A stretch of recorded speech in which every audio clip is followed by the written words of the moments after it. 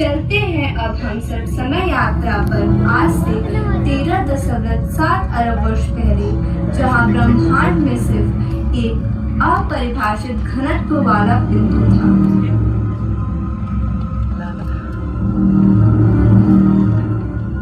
हमारे ब्रह्मांड का जन्म एक अविश्वसनीय गति से फैलने वाली ऊर्जा की गर्म भरे इसी बिंदु के विस्फोट से हुआ।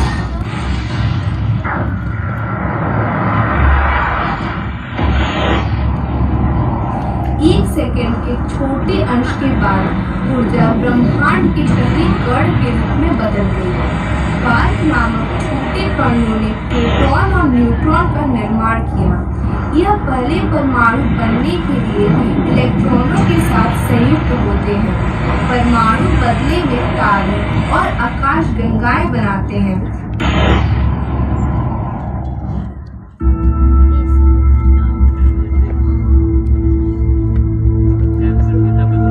आज से 4.6 अरब वर्ष पहले हमारे सौर मंडल का भी निर्माण हुआ था। आइए देखते हैं इस प्रक्रिया को, जहां हमें सूर्य और बृहस्पति बनते हुए दिखाई दे रहे हैं।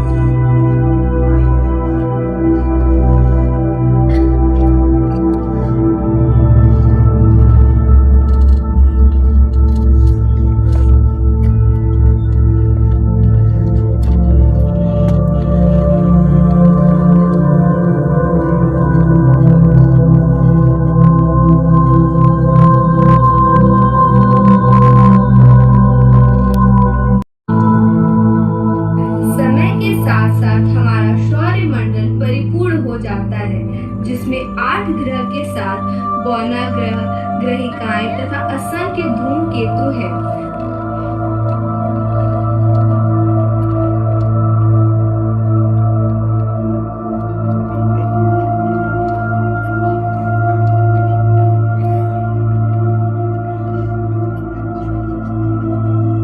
पृथ्वी जीवनदायिनी ग्रह ये पूरे ब्रह्मांड में एकमात्र स्थान है जहां जीवन मौजूद है। पर जीवन कहां से आया? इसके कई सिद्धांत हैं, पर हम मान के चल रहे हैं कि जीवन की मौलिक इकाई कहीं दूर से चलकर आई होगी।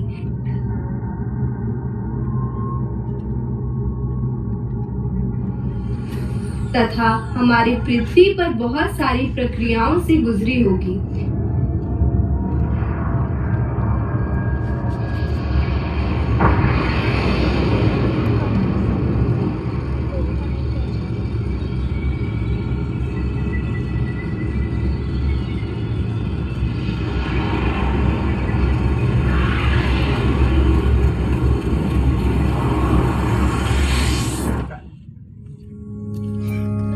भू केंद्रित प्रणाली बनाई, जिसके ब्रह्मांड के केंद्र में पृथ्वी थी।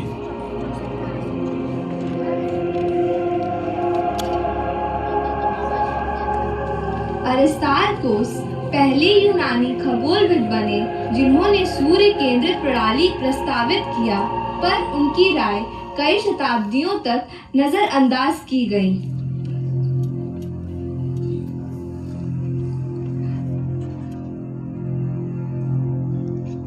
16वीं शताब्दी में ही कोपरनिकस और केपलर जैसे खगोलविदों ने अरिस्टार्कोस के मत का समर्थन किया।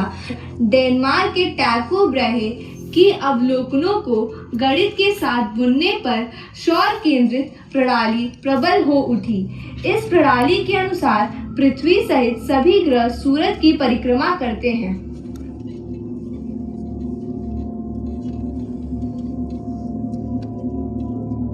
परंतु सन 1609 में खगोल विज्ञान में वाकई क्रांति हुई, जब गैलीलियो पहले खगोलविद बने जिन्होंने दूरबीन को आकाश की ओर मोड़ा। ऐसा करने से उन्होंने ज्ञात ब्रह्मांड की सीमाओं को बढ़ाया और हमेशा के लिए पुराने भू केंद्रित सिद्धांतों को मिटा दिया। आजकल वायुमंडल के बाहर की ध्वनि लहरें हैं, जिन तरंगों में वातावरण को पार करने की क्षमता नहीं है। ये अंतरिक्ष टेलीस्कोप उन तरंगों का निरीक्षण कर ब्रह्मांड को साफ साफ चित्रित कर सकते हैं। गैलीलियो की दूरबीन ने हमें बृहस्पति के उपग्रह दिखाए, यहाँ से लेकर हबल अंतरिक्ष दूरबीन तक टेलीस्कोप की एक एक पीढ़ी में विश्व को नए नए दृष्टिकोण देते हुए हमारे सिद्धांतों को चुनौती दी है। धीरे धीरे हम समझने लगे हैं कि हम ब्रह्मांड के केंद्र में नहीं हैं, बल्कि एक विशाल प्रतिकूल विश्व के एक कोने में स्थित है।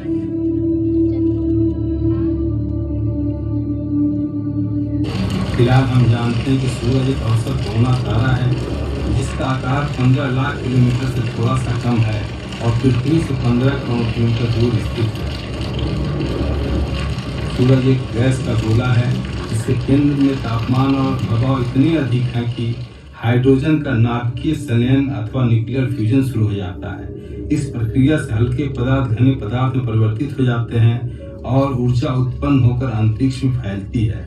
यह ऊर्जा पृथ्वी को गर्मी प्रदान कर पोषण करती है तथा समुद्र एवं भूखंडों पर सभी जीव जंतु आश्रय ले पाते हैं। कभी कभी सूरज की सतह पर चुंबकीय क्षेत्र केंद्रित होकर धब्बा अर्थात सनस्पॉट बनाते हैं। इनमें ऊर्जा संचित होकर बड़े बड़े विस्फोटों के माध्यम से अंतरिक्ष में निकलती है। ये हैं सौर ज्वालाएं।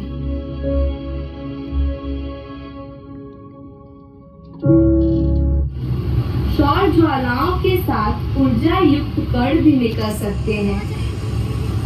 यह कण कभी कभी पृथ्वी तक पहुंचते हैं और दूरसंचार को अस्त व्यस्त कर उत्तरीय प्रकाश उत्पन्न करते हैं।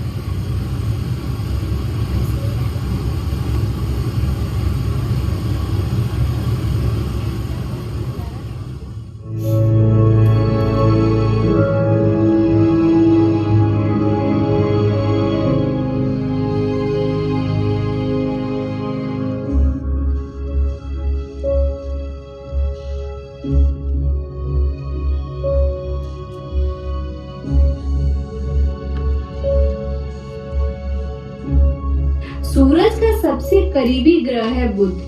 बेहद पतले वातावरण वाला एक जीवनहीन प्रदेश हजारों क्षुद्र ग्रहों और धूमकेतुओं के टकराव से